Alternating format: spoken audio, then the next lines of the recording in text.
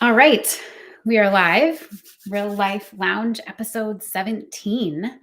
So we are in the month of May. So we're shifting directions from homeschool life to summer because Yeah. summer is right around the corner. May has you thinking about all those summer things coming up really fast and the end of the traditional school year ending really fast. Um, and winter's ending in Minnesota this month. I hear at some point Yeah, this month, winter will be over. it still felt awfully cold yesterday. So with summer comes fun, intentionality, maybe a little bit of stress. It's like everyone's really excited, and then a couple weeks into summer, you're like, when can my kids go back to school? So over the next month, we want to give you some ideas, suggestions, tips, tricks to make summer fun and intentional. Before we kind of get into that subject, though, we wanted to touch a little bit on the topic of play. I was at a mama meetup last night and the topic of homeschool came up, and there was a lot of hesitation from the moms of like, oh, I really like to do that, but it feels very overwhelming trying to teach my kids. And I think there's this concept that, we definitely had, and we've mentioned before, of when you think of homeschooling, it means I have to sit down and teach my kids for 6 or 8 hours a day, all these topics all day long. And it feels really overwhelming and really hard. And it's not like that. Maggie and I were just talking this morning that they did math, reading, wrote in their gratitude journals, and another curriculum we both use called Moving Beyond the Page in like about an hour from like 7:30 to 8:30 in the morning. And then their kids get to go play. So it's amazing how much learning you can condense as far as like curriculum focused time while you're homeschooling. But then so much of learning is play and real life experiential learning. So if you're thinking about homeschooling, the summer is a great time to play around with that and just have some intentional learning play time where it gives you that time to experiment and see if homeschool could be a good fit for you and help you realize that they can learn so much about how to be creative thinkers and resourceful and communicate with others without actually sitting down and doing like hardcore curriculum work for hours a day. Yeah, my best evidence for that was probably a year ago when I was just beating my head against the table trying to teach multiplication tables to the girls. And then I realized, like, oh, play a game of bingo with multiplication tables and everyone has fun. And guess what? They're learning their multiplication tables way easier than any other way I was trying to do it. So play and fun actually does lead to a little bit easier learning and just better buy-in from the kids. Well, and isn't there scientific evidence that shows that sure. number of times you have to do something to create a new neural pathway to learn something with just like learning the facts is hundreds of times or something. These don't quote me on these numbers, but if you did it via play, it's only like 15 or 20 times. So they actually learn a lot faster with play.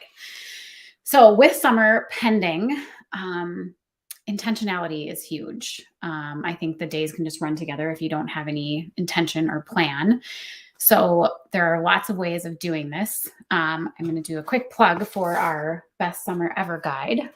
This is a product that Real Life Learning Co. has. It's got 12 weeks of great ideas. And we'll be kind of highlighting some of that over the next month. But the reason I bring it up today is that the first week is all about that summer bucket list ideas, your intentionality, and just there's so much power in creating a plan and talking about as a family, like, what do you really want to do this summer? And how can you put things on the calendar and create a little bit of loose structure so that you're really doing those epic things? What we've learned here is that the buy-in is so crucial. So we literally sit our girls down and said, what do you want to get out of the summer? And then what are some of those bucket list things that you want to do this summer? And then let's start compiling a list. And before we know, we have this like master list of all these things. And we're like, well, that fills up the summer really quickly. And it's all, contributed by them. It's not us dictating. So that's been super helpful. One of the ways we did that was to have a ABC calendar, right? Yeah. So we have twins and their birthdays near the end of July.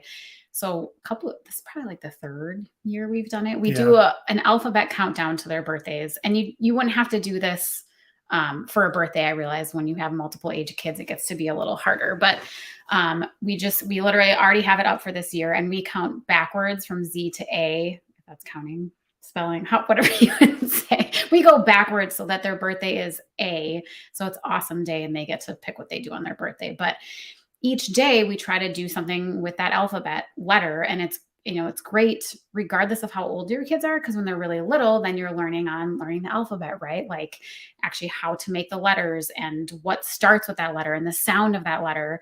So it can be very helpful for little kids. But then as we've done this year after year, we can do more complicated things for each alphabet letter. And this year we're really setting an intention of cooking things from all over the world that start with those different letters. So there's so many ways you can be intentional with the alphabet, but the alphabet is kind of a nice way to give you structure. And we don't do it every single day because obviously you have events and trips and things like that. So it gets kind of spread out over a longer period of time, not just, a 1 month kind of bucket list. The other thing that does that I feel like us adults have an understanding of time and calendar and realize like what 3 months really is, but kids don't necessarily. So if you give them that visual countdown, they start understanding the sequence of time a little bit better and what a summer entails, and okay, and now we're halfway through the summer already because they're looking at the chart. So I think that helps too. That reminds me of another kind of learning thing. I've been doing this like at-home learning for a long time. I just didn't realize it. A thing that we used to do with the girls when they were younger to help them understand time over the summer was that we would make a paper chain, where you just cut strips and link them together. But I'd have them do a different color theme for each month. So like if June was all like reds and oranges, and July was greens and blues, and then August was pinks and purples, then they can kind of see, and like each week would be a different color. So within June, like 1 week would be a dark red, and then a dark orange, and then a light red, and light orange, whatever. So then they have this great visual of what a whole summer looks like, 3 months. Then they can see each month because that's a main color theme. And then they can see each week because each week is a different color. And then obviously each day it's a ring. So that's another fun way to teach them time and be doing some real life learning. Yeah. So obviously there's lots of activities going on in the summer, and, whatever you decide to do as far as signing kids up for all the things that are out there in the summer. One of our learnings from that is to not overbook so that we kind of do have these spaces to put in these intentional learnings that we feel like are really important. So it's kind of, mapping that out and getting it. Yeah. And the quality family time too, I think is what another amazing byproduct of the intentionality. It can be really easy to get caught up in all of those things. And it's so hard. I was just talking to another mom about this the other day with signing kids up for summer stuff because everything happens so early. It's like January 1st comes around. It's like, oh, be sure to sign your kid up for this camp because if you don't by January 5th, you're going to miss out. So you sign them up for that. And then the next great camp gets released and you're like, ooh, that sounds fun too. And all of a sudden your whole summer is booked with all the things. And maybe that works for your family. Maybe you want to work on creating more space so that you can do intentional things as a family. So over the next few weeks, we'll give you some ideas and tips and tricks of some things to make your summer intentional, some real life learning, some play. So we hope you'll follow along, and we will definitely link this below. This is last year's branding colors. We've updated our branding so it would be much brighter than this color, but definitely grab that if you're looking for some extra structure and ideas for summer fun. Yeah, I would throw in a quick plug for that Best Summer Ever guide too. It's like 12 weeks all laid out, kind of done for you guide for any, and like you can pick and choose from it too. Like you don't have to follow it all. If you miss a week, you miss a week. You're going somewhere, who cares? It's just all kinds of content that allows you to kind of just pace the summer with some sneaking in some learning there, which is good. All right. If you have any questions or ideas or suggestions on summer, let us know in the comments. And thanks for joining us for today's episode of Real Life Lounge. Real topics, real talk. All right. Have a great day. Bye.